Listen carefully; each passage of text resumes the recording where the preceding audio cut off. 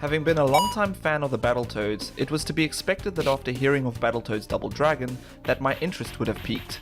I grew up playing the NES version, which we played to death whenever the game was in our possession. In this case, the game belonged to a friend of mine who had a preference for the Lee brothers, so whenever we played co-op, it was the perfect team, or in the case of Battletoads Double Dragon's tagline, the ultimate team. I've wanted to do a video on Battletoads Double Dragon for the longest time, and there are a lot of retro reviews for this game out there, so I decided to go one step further and do a video that would cover every version ever released. In this case, that would be NES, Game Boy, SNES, and Sega Genesis. With this video, I will determine whether the games still hold up today, and which of the 4 versions is best overall.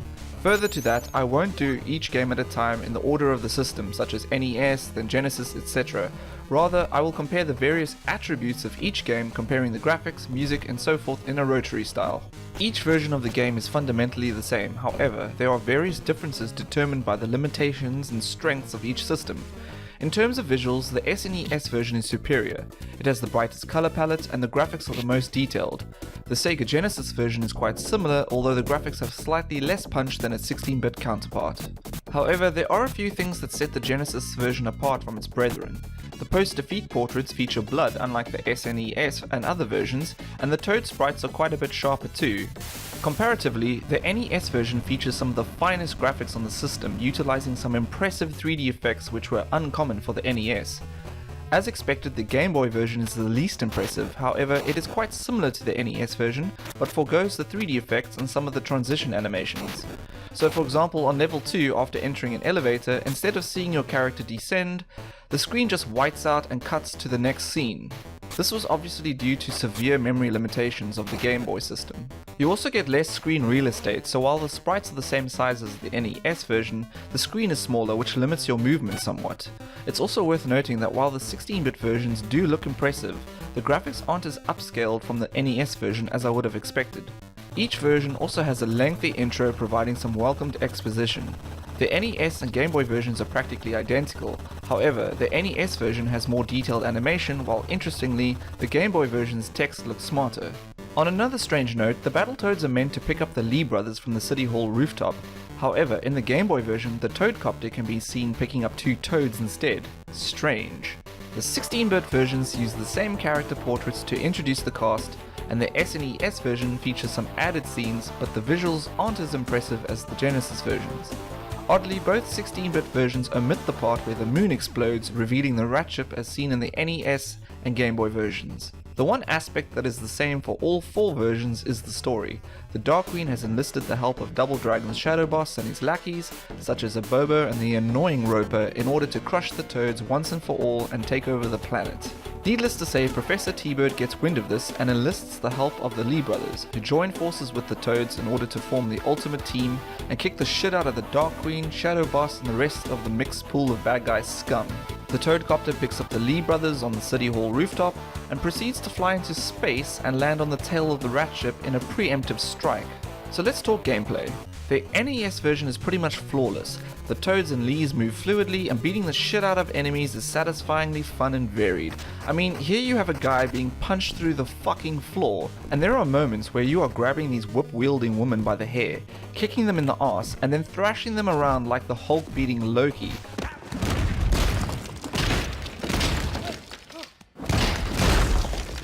Or in the Lee brothers' case, picking them up by the hair and punching them in the tits? Jesus, you won't see that in games today. I'm surprised they made it past the censors. I do however feel that the game is easier to play with the Lee brothers, as they are slightly faster and a little more responsive than the Toads. Apart from the standard jump and punch abilities, you are able to perform a special move by running and pressing attack. This will trigger a fly kick for the Lees and a ram horn headbutt or elbow strike for the Toads. Those familiar with Battletoads will know that they are able to morph their hands and feet into weapons. Depending on the strength of the enemy, initiating standard repeated punches will also trigger either a flying roundhouse kick or uppercut for the Lees and a giant fist for the Toads. Each character also has a handy finishing move, a flying knee strike for the Lees and a great big giant ass fucking boot drop kick for the Toads. And there are actually quite a few more moves as detailed in the NES's instruction manual. Apart from the restricted screen space, the Game Boy version plays the same, although the game speed is slower. The 16-bit versions play essentially the same as the NES version, however, in my opinion, the SNES version's game mechanics are the poorest of the lot, as the response times are a little sluggish and the gameplay isn't very balanced, and there are times where enemies will just repeatedly beat the shit out of you, which feels a bit like being air juggled in a Capcom fighting game, without the chance for escape as you are beaten into a fucking pulp. There are 7 stages in total, of which apart from the Shadow Boss and Dark Queen stages are broken up into multiple levels.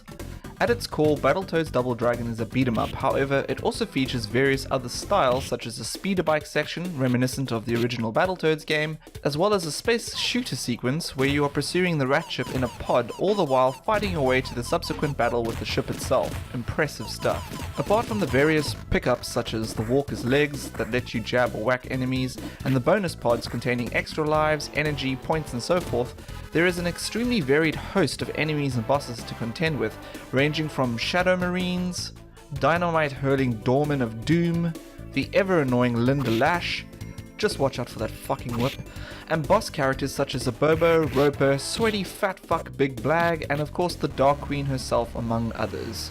Each of the 4 versions features the same characters with slight variations, as expected, but beating the shit out of them across all platforms rewards you with the same level of satisfaction. In terms of music, the general tracks are pretty much the same, however the varying degrees of hardware means that the Game Boy's version is quite muted, while the SNES versions is the best, taking full advantage of its superior sound chip. I mean, just listen to how great Roper's level sounds.